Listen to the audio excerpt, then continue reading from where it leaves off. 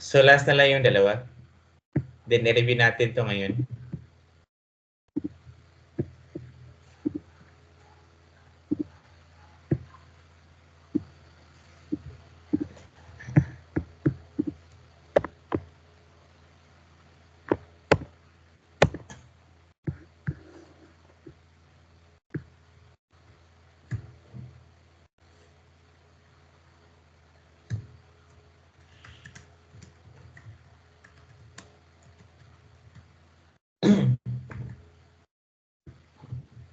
Yung gamit ng ga. So you learn in lesson 14 that the subject is indicated by ga when describing a natural phenomenon. When describing a state or a scene as it is, the subject is also indicated by ga.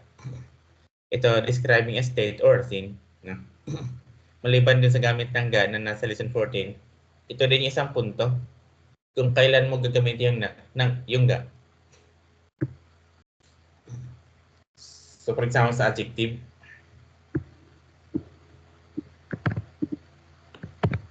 for example, sa adjective yung sa state na so nihon ga so anzen desu. Anzen na so puni desu. Yung ga yan. So describe mo yung Japan na safe na country. Ang Japan po ay safe na country. No? Isang example pa na. So Filipino, so tenki ga so atsui desu. So dito describe mo yung weather ng Pilipinas na mainit. So mainit po ang panahon sa Pilipinas.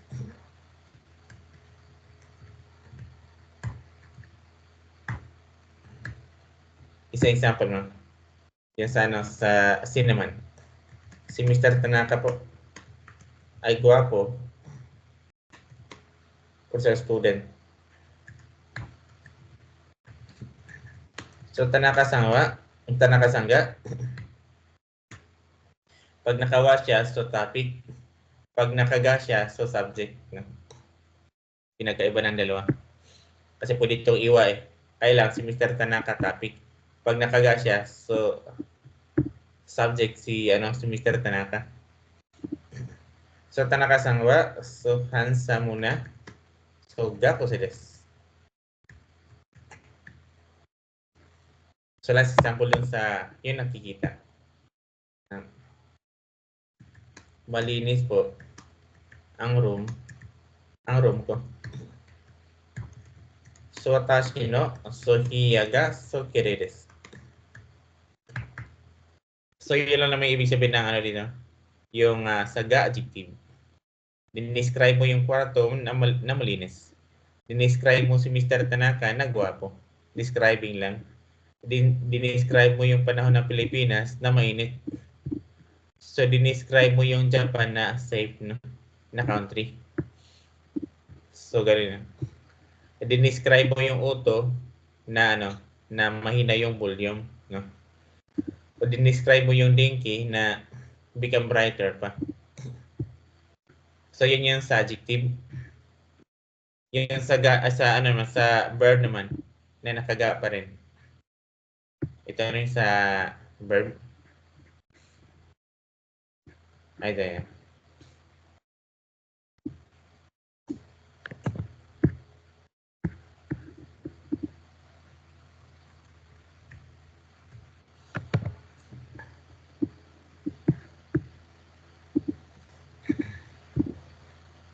Yung sa verb, so noun ga, then yung verb. No? Yung noun ga, then yung verb. Ito yung tinutukoy niya, no? Yung dulo.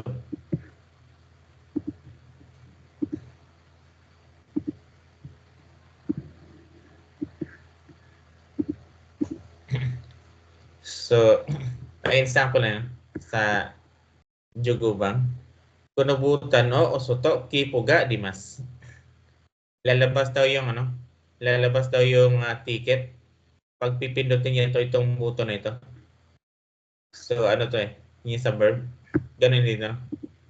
Kung ikutin mo itong knob na ito, ay lalabas po ang gas. Pero sumami mawaso to, gas o gadimas. Naon guys yan sa dulo, naon gadimas. Or Fukushima ni Honde. So, ichigatsu ni Naruto. So, yoki ga purimasu na. Umuulan ng snow. So, yun yung ibig sabihin dito na ano, no? Ng ga. So, describing lang. Ito yung pinakalas dito sa gubang.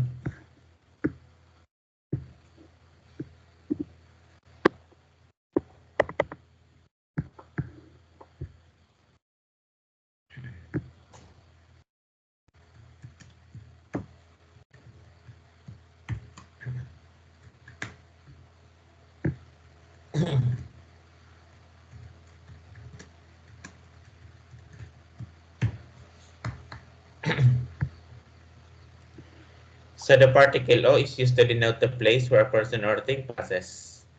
So the verb of movement such as samposhimasu, watarimasu, arokimasu, etc.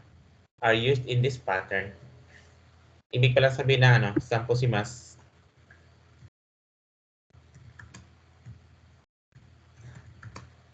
Yung mamamasyal.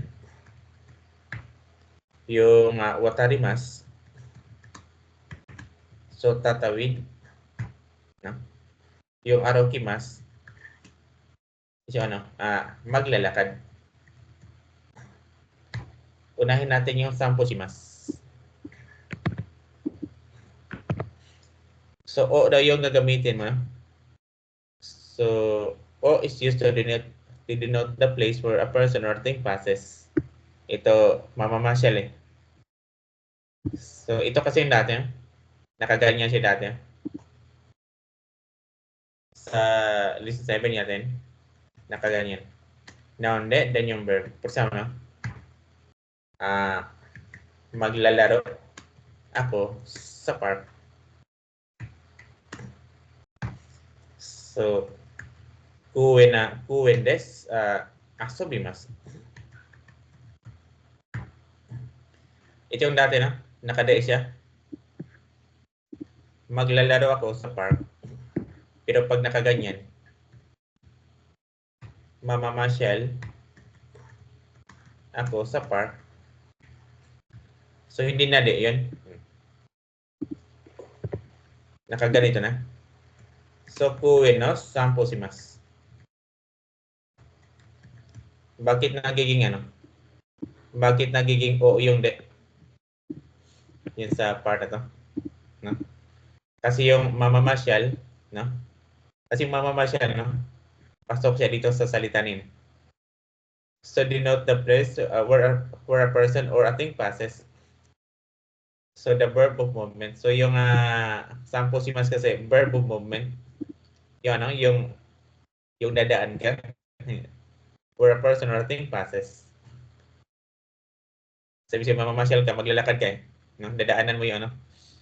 So kaya naka-O pa rin gagamitin doon. Pero pag hindi ganito yung ano, verb mo, no? So ano yun? Tawag dito. Palaging nakade. Something special siya. Ito yung special to. Kasi ano eh. Yung iba, nakade lahat. Ito lang yung naka-O. No? Ano isa mo lang. Magano pa. Yung sa mall naman. Mamimili. O ako. So mag-shopping na lang. No? O mamimili pa ako sa mall bukas. So hasta.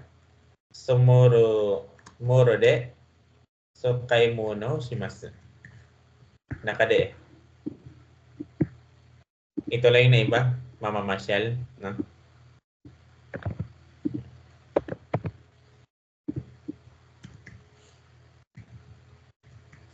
So, pwede ka namang mamasyal sa mall, no? Ano lang doon, tingin-tingin lang doon. Lakad lang. So, ito, mamasyal po ko sa mall bukas. So, hasta moro. So, pag samposhimasu yung ano,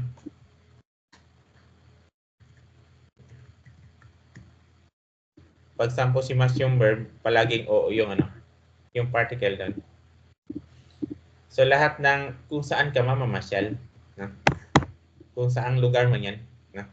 Basta samposimas yung kasunod, so palaging oo yung particle doon. Ano? So kuwi no samposimas. So I take a walk in the park, no? Last example, no? Lugar lang naman yung tatanggalin dito. Namasyal, no? Namasyal po ako sa ano? Tokyo Disneyland. So kahapon. So so Tokyo Disneyland na oh, so sampo si Master.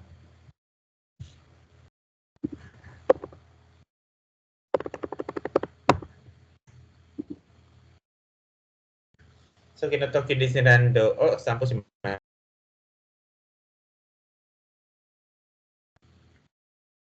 Yung sa sampo si Mas. Iba din yung Watarimas at saka Arukimas. Iba yung punto ng ano no, Watarimas at saka yung Arukimas. Dito tayo sa ano sa Watarimas.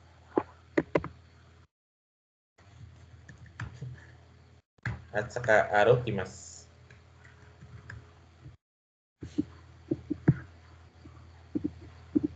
Yung Watarimas at saka Arukimas, tawag sa kanilang dalawa, so intransitive.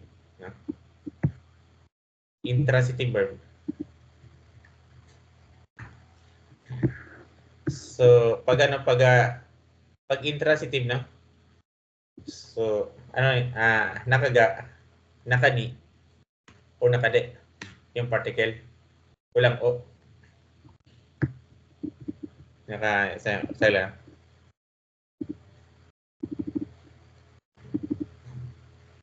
Pag naka-intransitive.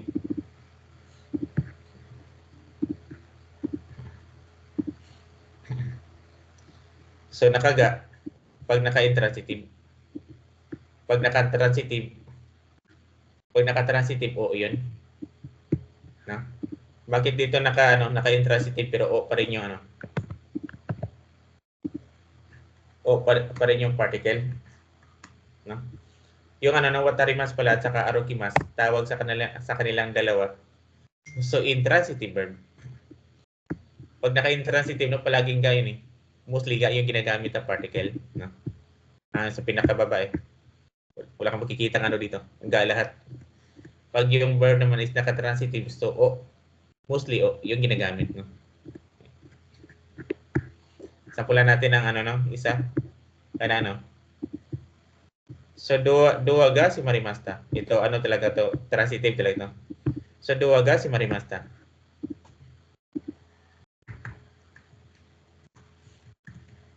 Si Marimasta. Ibig sabihin, so nag-close po.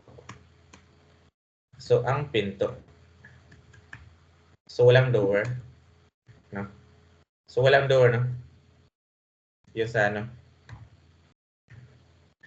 Yung sa naka-intransitive. So, pag nakaganito, pag nakaganyan siya, Michi ga watarimasta. Pag nakaganyan siya, Michi ga watarimasta. Yung watarimas, tumawid, no? O tatawid. Yan ano, watarimas, tatawid.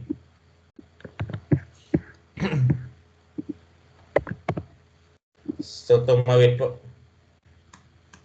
ang kalsada. So, maging ganyan eh, yung meaning niya. Kaya't yung ga, kailangan mo siyang palitan ng o para may door, no?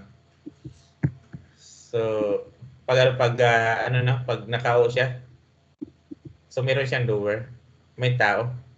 Pag pag nakaga siya, so walang door, nag-close lang sa kanya, wala silang ginawa, no? So, para maging ganito yung meaning niya. So, tumawid po ako, no? Ng kalsada. So, yung yung ga, so kailangan mo talagang palitan ng o. Kahit naka-intransitive siya. No? So yun yung tinutukoy niya dito, bakit naka-o to? Kahit naka-intransitive yung verb. Kasi pag hindi mo papalitan ng o yung ga na particle, so yung kalsada, yung tatawid. O yung kalsada, yung tumawid. No? So ganoon din dito sa arokimas. Isang example pa pala dun sa watarimas ka ng katawad na naman. Kanang hasi o watarimasta. Watarimasta lang. Tatawid po ako sa tulay. Kung saan ka man tatawid. No?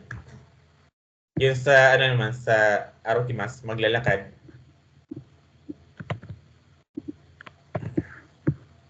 Intransitive din ito, no? Arokimas. So, palaging ganyan. Mitsi o so arokimas. So, maglalakad. No? Walk along a road. No?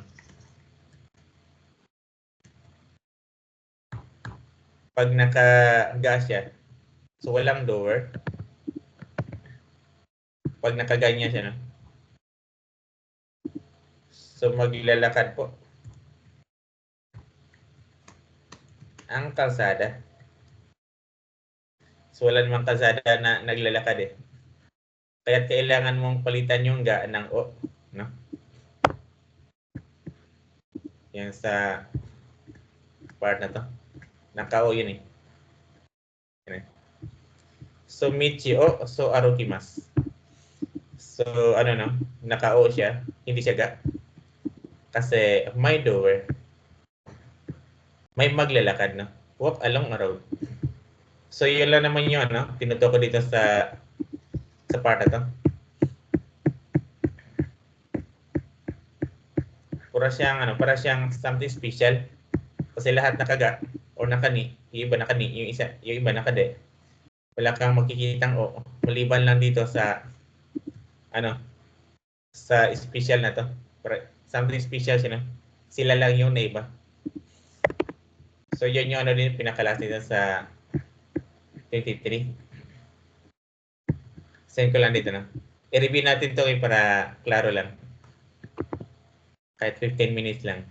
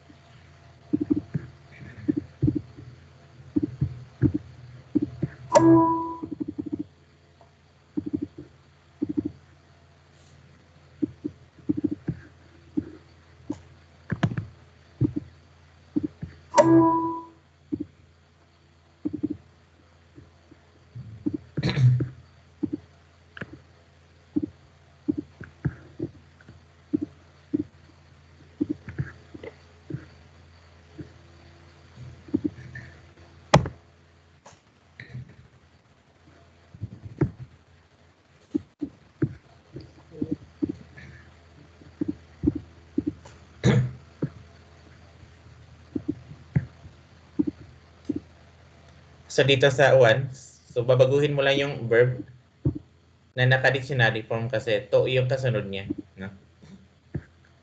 Yung sa nibang. Analyze mo lang yung sentence kung yung verb ba na to, naka-top form ba siya o naka-dictionary form lang. No? Yung magkapare ng translation sa English. Yan sa sangbang. So, babaguhin mo lang to. So, okay, pala yung kasunod na. Ano yung mangyari sa kanya pag susundan siya ng tuki? Yun sa yung bang. Pili ka lang doon sa tatlo. Choices lang. Yun sa yung bang. Yun sa gubang. So, pili ka lang ng sagot dito na. Hindi mo lang siya bastang kopyahin. Kaya ng example din sa 1, yung sagot niya, ikimas. So, dito, nagiging iku na. Babaguhin mo yung verb so magdidepende sa sinasabi ng sentence na. Ganun sa 2. Yung sagot dito imas. Pero dito nagiging inay na. Kasi magdidepende din sa sentence kung ano yung gagawin mo dun sa verb. No? Analyze mo yung sentence, kung ano yung gagawin mo dun sa verb na yun. Yung sa ano ko bang? Replyan mo lang siya. So sa po ga, nakusta tuki, nano si Maska. Pag niwala mo daw yung wallet mo, ano yung gagawin mo? Yung sa nibang. So siguto ni, okurita tuki, so daw si Maska. Ano daw yung gagawin mo pag na-late ka sa trabaho?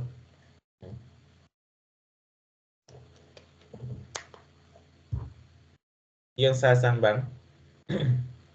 So rizoko ni, sa nani mo na ituki, daw si Maska. Pag wala daw laman yung refrigerator mo, ano daw yung gagawin mo? Sorry. O yung sa yung bang. So hima na toki, otsaya subiri kimasen ka? Hindi ka ba pupunta dito sa amin pag free ka? Kusan to sa wado ko rin, fukuyakot so kay mas ka. Saan po bibili ng damit at saka sapatos si Mr. Santos? Kunting review lang.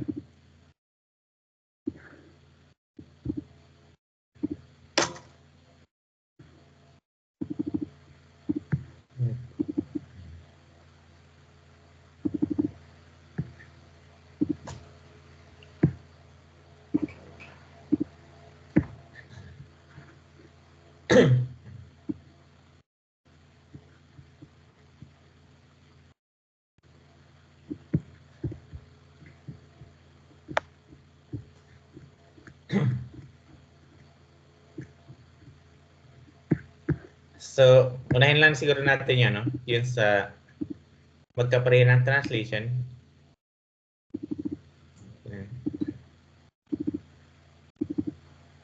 Sorry yan.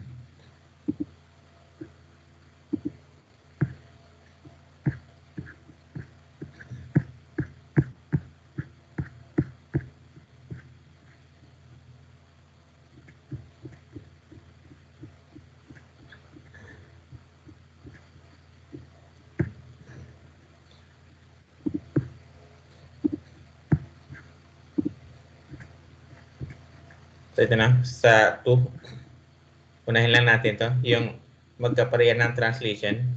Bigyan pa natin siya ng ibang example.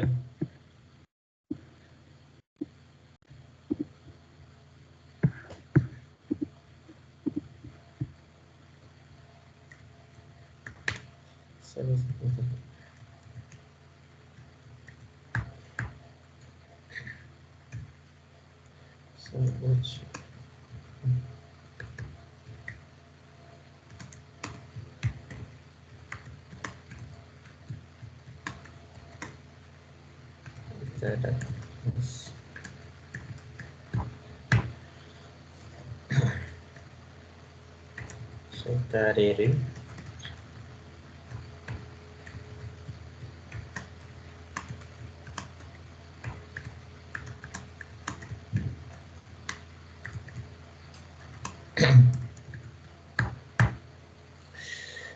Sosial Theater.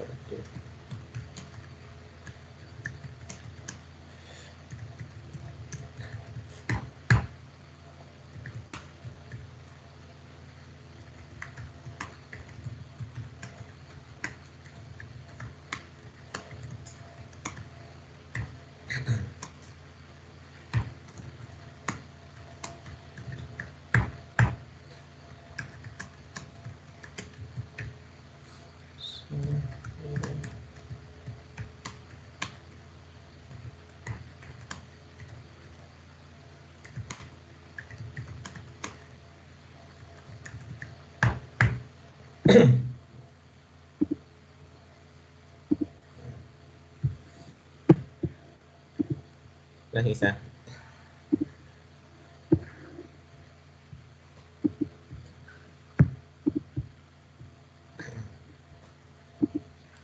So,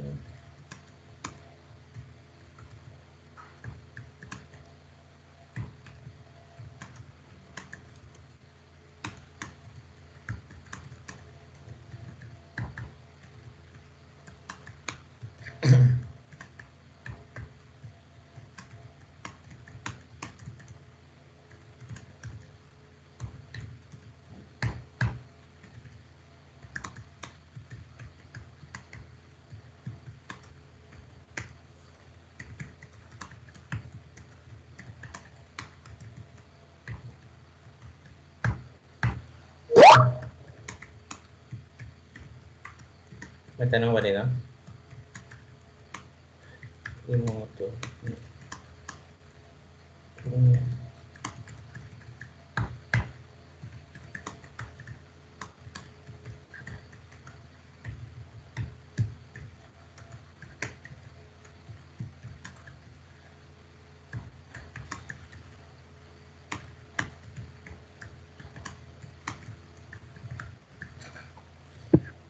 Idagdag natin to na example. Sagutan natin. Para mas klaro pa to. Yung sa yung sa number 2, yung sa tuki. Ay.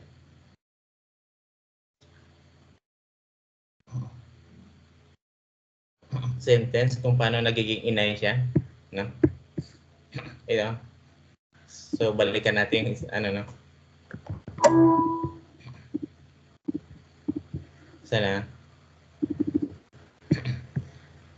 So i-analyze yung ano, sinasabi ng sentence, no? Saan ba 'yan? Yung part na 'yan. Andito pala. So sumaga and then blank. So sumaga ina. Unahin natin yung ano, inay. Yung sagot niya imas na. So sumaga then blank. Tuki.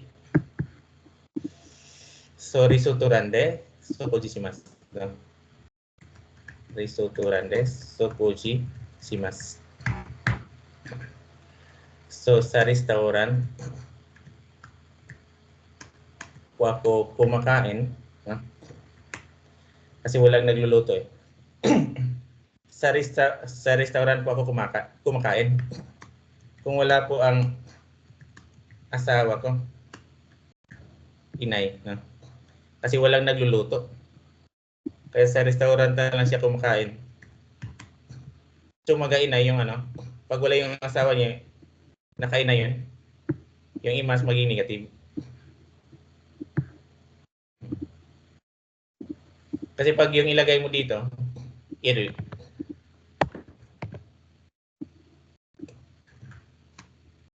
Sa restaurant po ako kumakain. Kung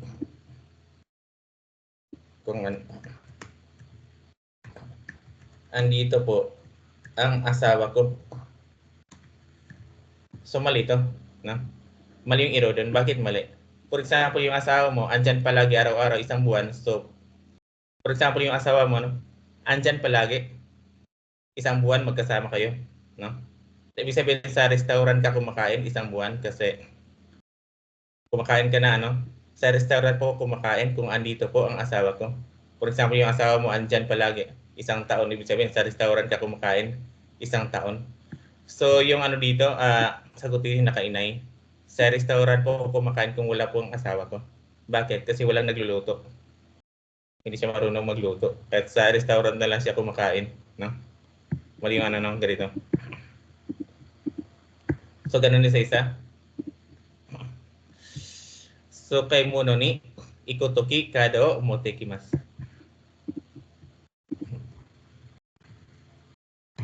So, kay Muno ni, so, ano no, nakaganyan. Ikutoki kado o motekimasu, no?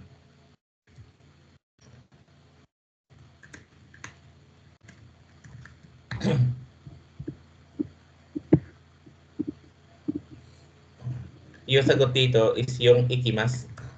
Gawin mo lang siyang ano, gawin mo lang siyang plain form, iku, no? Ibig sabihin yan, sa time po na mag-shopping po ako, ay dala ko po ang ano, ay dala ko po ang card ko. So dito naman, bawal mo siyang i-negative. So bawal siyang i-negative, no? So yung verb na to, babaguhin mo siya, magdidepende kung ano yung sinasabi doon sa sentence, no? So, kailangan i-analyze yung sentence mo, baka naka-inay na, naka-iro ka pa rin, o baka naka-iku na, so naka-ikanay ka pa rin, no? I-analyze mo yung sentence.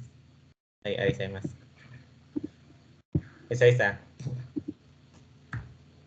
Oche kay tatoki, itadakimasu to imas. Sa time po na makauwi ka na ng bahay, ay sinasabi po, ang itadakimasu. Yun ang sagot, no? Yung kairo, uwi pa lang, bawal yan. Or chukirat, at chukarita toki, at suyukuro ni haite, hayako ni mas. Sa time po na pagod po ako, ay babatab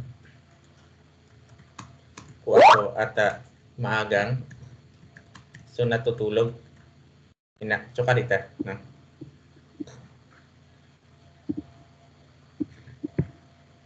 Ano yung tanong doon?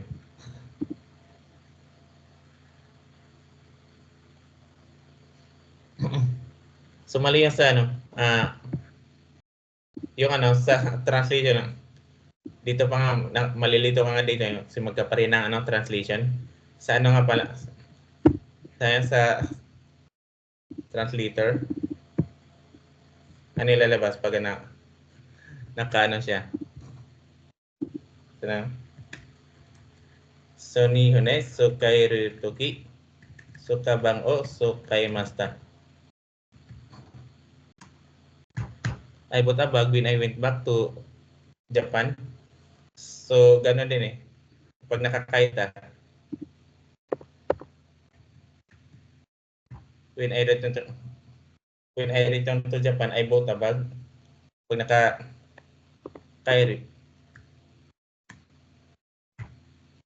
Pagkapareha no? Something mas nakakalito siya sa English. Kasi naka-past tense eh. Nakakalito siya sa English. Yung na to, translation na to. Sa Tagalog, madaling maintindihan. No?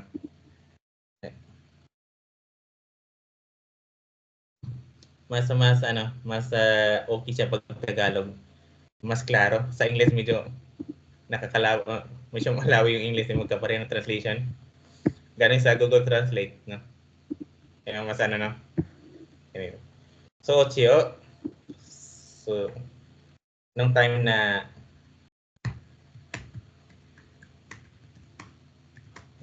papalabas na ako ng bahay ay hindi ko po pinatay ang ilaw o hindi ko po in-off yung ilaw, no? Hindi rin. Papalabas pa lang, no? Or asaw kita toki kasuko no sa shini ohayo to imas. Sa umaga po, sa time na gising na ako, ay sinasabihan ko po ang family picture ko na good morning. Okay. Naka past tense kasi tapos nagising ka na, no? Okay na Yuri. So, kagabi po ay uminom po ako ng kaunting alak nung time na matutulog na ako. Hindi. Yung matutulog ka pa lang, no? So, sumakay po ako ng Japan Airlines. So, nung papunta na ako dito sa Japan, yung papunta ka ba lang? Or kausapin mo ang doktor kung nasa hospital ka na, no?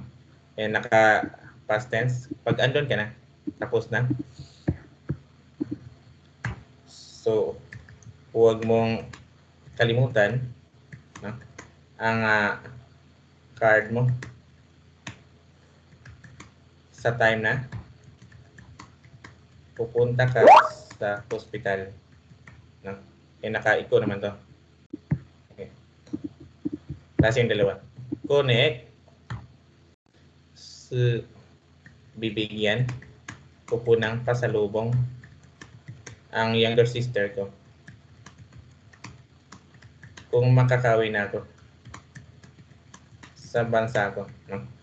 Ilan nakatapon? Oranin ko ni Cairo Toki, so Cairo naman to. So sasakay ako sa Japan Airlines. So next year, sa time na uwi na ako, no? Sa bansa ko. Okay.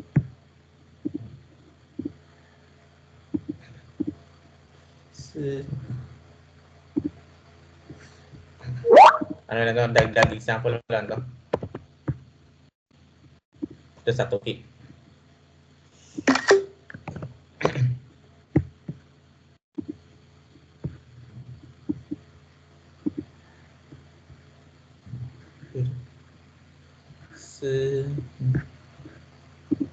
May tanong ba din? Confusing. Mas effective na may programa. So, kailangan na maintindihan yung pattern. Kailangan i-memorize mo yung pattern. So, yun yung isang paraan para madali mo maintindihan yung sentence. So, dapat memorize mo yung pattern. No? Kung pupunta ka sa hospital. So, kung yung sa 4, ano yung tanong doon sa 4? Yung kung pupunta ka sa hospital or sa time na pupunta ka sa hospital, yung sa 4, ano? Saan mo yan?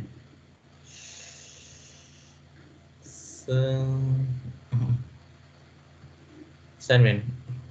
Kung pupunta ka sa hospital. Bibigyan ko ng kung sa time na kung nasa hospital ka na.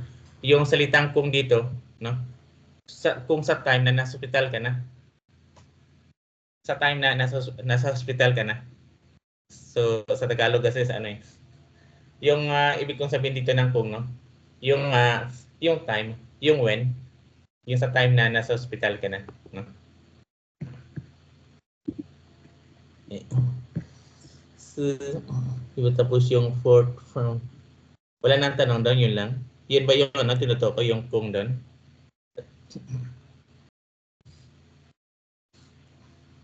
Arigatou. So, since na din pala tayo, ay mag-greetings na lang din tayo. Korede owarimashou. Domo arigatou gozaimasu. Otsukaresama deshita. So, mata ne. Maraming salamat po.